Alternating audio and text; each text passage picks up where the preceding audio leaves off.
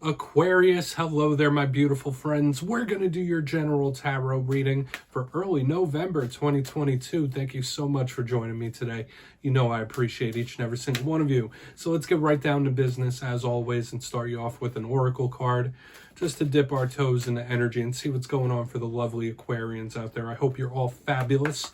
Let's get it going. Oh my guides, talk to me. What do we got for Aquarius?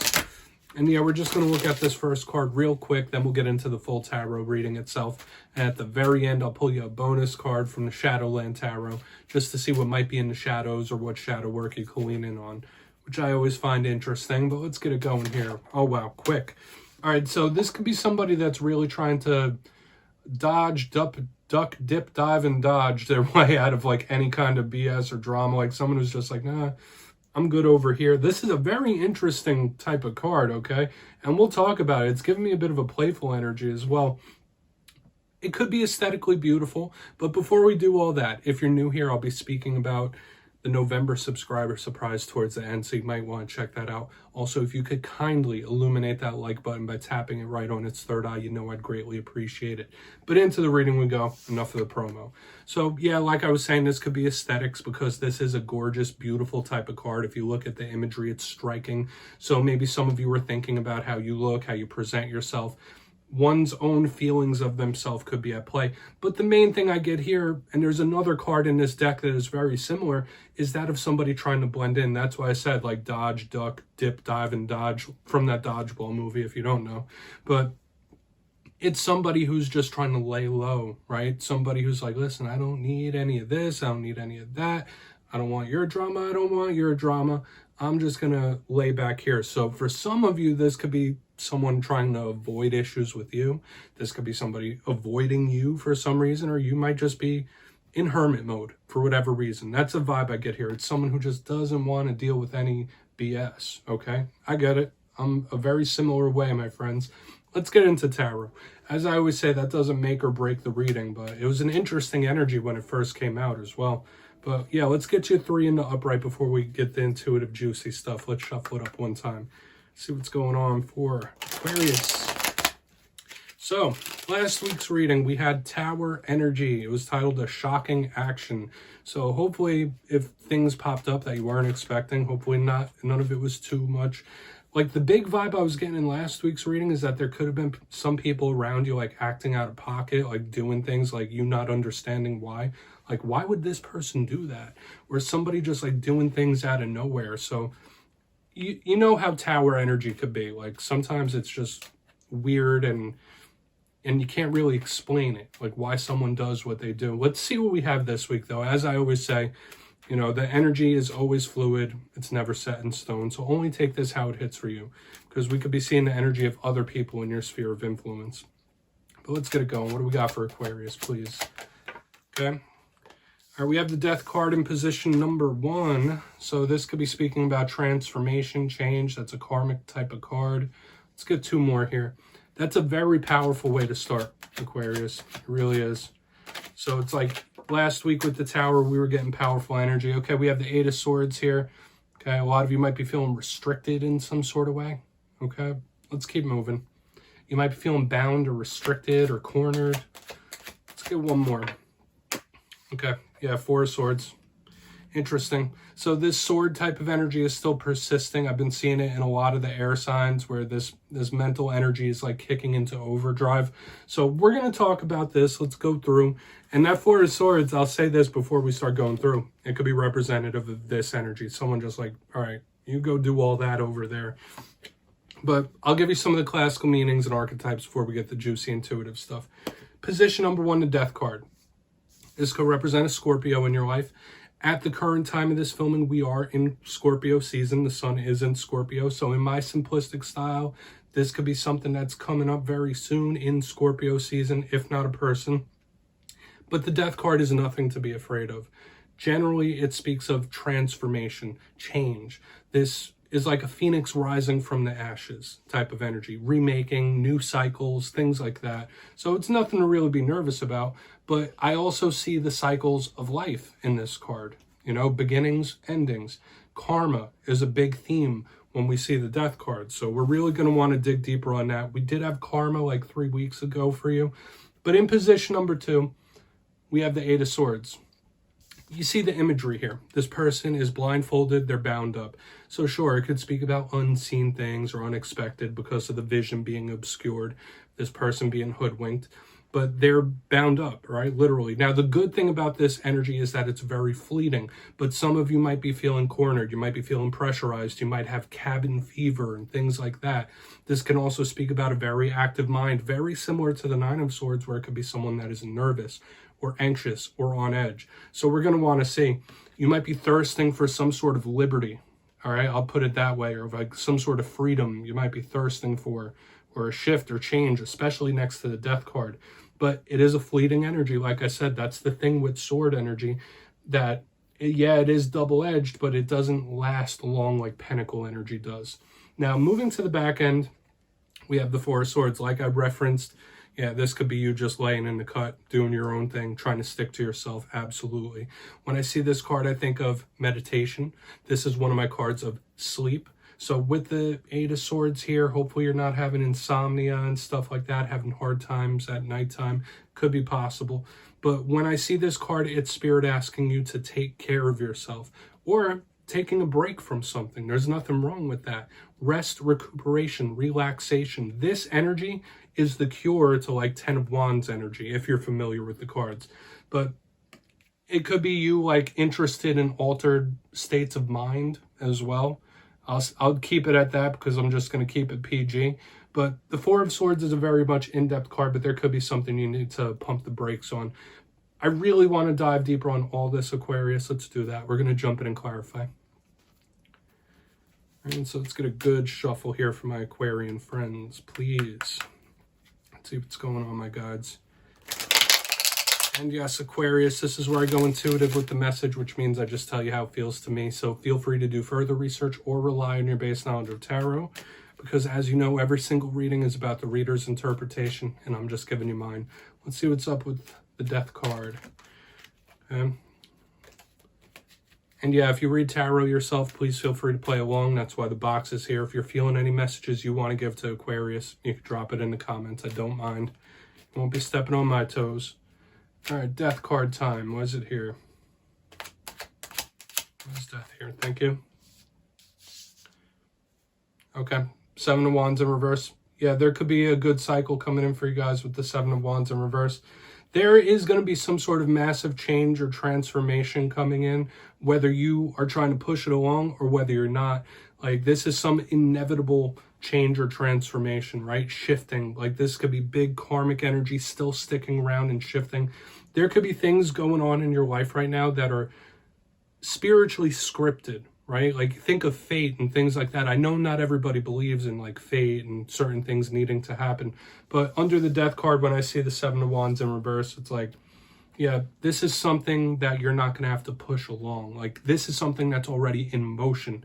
So this could be some sort of big, huge, or massive change, transformation, or shift that's going to be coming in, and it's already in motion, okay? I want to see how the rest of this reading plays out, but like, this is something that's been already pushed into motion here, right? And it could be coming up soon. Do I necessarily feel like it's a bad thing? No, because the 7 of Wands is in reverse, and that's usually someone that doesn't need to fight. So you could be moving into something nice. I do want to see how the rest of this goes, though. But just know, like, now is going to be a big time of things changing, transforming, and it could be different areas of your life, right? It could be personal relationships. It could be work things. It could be mental or spiritual, especially with what we have in the spread. So be prepared for those things. Let's keep moving. Let's see what's up with the 8 of Swords. Thank you. Ace of Swords. Yeah, wow. This feels very powerful to me, Aquarius, because one thing I will say about the 8 of Swords is usually depicted in the card, the woman that's bound up has a sword in her hand that she uses to cut herself free, right? Hold on, let me show you in this deck, because this is the vice versa tarot. It has the front end. You have the front end, and then you have the back end. You see how she has that sword right there, like ready to just slice everything open? I'll put it under here so you can see. So when I see this Ace of Swords, the sword of truth coming up under this, something is going to happen that's going to help you feel much freer, and there could be a big burden being alleviated in the coming days and weeks. If there is something that's weighing on you, on your mind, your body, your soul, if there's something that's eating you up from the inside or something that's stressing you out quite a bit, I would expect that to be alleviated very soon, because the Ace of Swords is the sword of truth. It could also free you. It could also cut things away. So to me, when that Ace of Swords popped out to me, it was like, all right, yeah, this is the sword that's in that woman's hands behind her back. Okay? You don't have to build a prison of your own making. And if this is someone that you're connected to that's like nervous, anxious, upset, because that could be it, just know it's a mental prison of their own making. Okay? I'll just leave it at that. So if you have someone that's having a very hard time now, I'm not talking about things like mental disease or mental sickness. Those are chemical imbalances. I'm just talking about somebody that's like stressing something out and very anxious, and it could be because of their own thought process. I'm going to keep moving over. But I will say this, with the change, the transformation, this fleeting energy, I'm seeing things improving and shifting to a better place. I'll put it like that. So let's see what's up with that Four of Swords. Then we'll do a quick recap. There's a lot of change in this spread as a whole. There's something going on with someone's mind state. There's something going on with someone's mind. I just see it there. What's the Four of Swords here? Thank you. Yeah. Okay. Yeah, we have the Devil here in the upright underneath this Four of Swords. That's not the best thing I like to see, right? Because, and just like I was saying, there is something that needs to stop. And you probably already know that, don't you? Right? If you probably clicked into this video, depending on what I titled this, the Four of Swords, I've been saying it since the beginning, is somebody needing to take a break, needing to stop something, needing to pause something. This Devil card underneath it is just like reiterating that fact to us. Now, for some of you, this could represent a Capricorn that you might be bumping heads with, right? Due to the goat symbolism. But what does the Devil represent in tarot? This represents obsessiveness. It could represent jealousy. This could represent somebody that's very possessive. This could represent toxicity. This could represent habits. All those different things. So when we get it underneath the Four of Swords, there is something you know that you might need to stop or put a stop to very, very soon, in short order, when we have this. What does this Devil card represent to you? Does it represent a person? Does it represent a behavior? Does it represent a thought process? That's for you to decide, right? Because there's a lot of different Aquariuses out there. But underneath this Four of Swords, the message is clear, right? And with what we've been seeing throughout this whole entire reading as well, yeah, things changing, transformation, shifting in a good way. When we see this Devil, you don't want this to hem you up, right? You don't want this Devil energy to stop your progress. You don't want it to hem you up and slow you down, okay? So it's really intriguing here. And it could also be someone's mind being their own worst enemy as well, with all this energy we got going on here. So let's go through. I'll give you a quick little recap. I feel like I could speak about this spread for like another 5 to 10 minutes, but I'm not going to do that to you. But yeah, let's get this recap before we get the shadow card. Position number 1, we have the Death card with the Seven of Wands in reverse. And like I was saying, this is a change or a transformation, a big one, huge one, massive one that has already been kicked into motion. There's a transformation that's coming that's already been put into play. And in a sense, it did feel like a fate type of energy, like possibly fate-driven or spiritually scripted. Moving to the center, and aside from the karmic things I was speaking about, we have the Eight of Swords with the Ace of Swords. And as I was saying, we have these under ties to the mind space throughout this whole entire reading. And this is somebody possibly freeing themselves, right? Taking a burden off, something getting better. Could it be after this change and this transformation? But I do say this, there might be someone you're connected to that is building a prison in their mind of their own making, right? This is someone who's like taking a situation, thinking it into the ground and possibly making it worse. So it's fleeting. That's the positive thing. But we have this little warning here on the back end because we have the Four of Swords with the Devil energy, okay? Could it be these energies popping back up? Could this be representative of a person? But like I said in the very beginning, Four of Swords is needing to stop something or take a break from it. With the Devil card, you know what that represents to you. I'm not just going to list off all the things that the Devil could represent again. You know what that means to you. And you know if it's something that you need to stop or slow down with, at the very least. Spirit might be asking you to just slow it down a little bit. So please take a screenshot. I'm going to get you one shadow card here, Aquarius. I mean, hopefully this reading hit for you. If it didn't, feel free to check your other alignments. But this might just be something for somebody in your life, okay? Let's get one shadow card. See what's in the shadows for Aquarius. And whoever this is, like, they are in a big time of flux. A big time of flux. Big change, big transformation. So let's get one shadow card here. Thank you. All right, yeah, we have the Six of Wands here showing up in the shadows. Interesting. Okay, with all the sword energy we got going on, the devil and stuff. I wasn't expecting the Six of Wands. Usually a big card of victory, triumph, overcoming, which is good. However, when we pull a shadow card, we're looking at the shadow side of this. For a portion of you, the Six of Wands could be Spirit saying, don't count your chickens before they hatch. Don't celebrate winning something too soon before it's locked down in your hands, okay? This could represent a person in your life that's a little arrogant as well, like someone who's full of themselves, a little narcissistic. That's the shadow side of this Six of Wands. So there may have been somebody that fits that description that's left a mark on you, or that you might still need to resolve.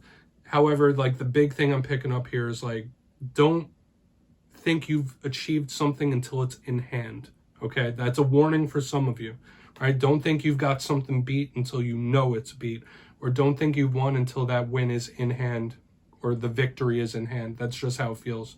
But beware of the arrogant, narcissistic people as well. Aquarius, that's what I have for you this week.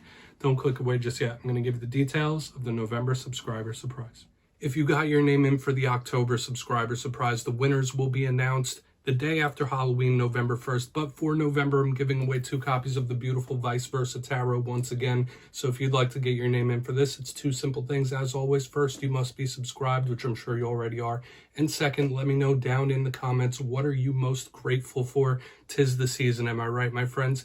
That's all you need to do to enter. And at the end of November, I'll announce the winners of my community tab. My friends, as always, much love, and I'll see you next time.